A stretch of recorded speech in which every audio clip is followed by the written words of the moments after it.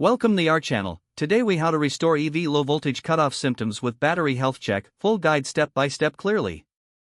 To begin restoring EV low voltage cutoff symptoms, ensure your vehicle is parked on a level surface. Turn off the ignition and remove the key or set your vehicle to the off position. Open the hood or access the battery compartment as needed for your specific electric vehicle model. Disconnect the negative terminal of the battery first to ensure safety. Next, disconnect the positive terminal of the battery. Inspect the battery for any visible signs of damage or corrosion. If corrosion is present on the terminals, clean it using a mixture of baking soda and water. Use a wire brush or terminal cleaner to scrub away any corrosion gently. Rinse the terminals with clean water and dry them thoroughly with a cloth. Reconnect the positive terminal first, ensuring a tight fit. Then reconnect the negative terminal. Use a multimeter to check the voltage of the battery.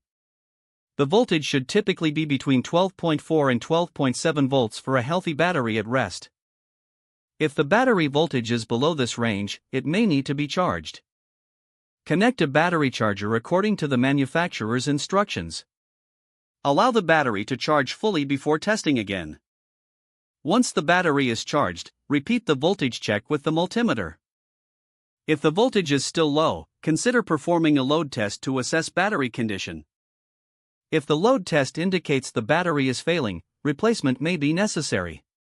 If the battery is healthy, check the vehicle's settings and any potential fault codes.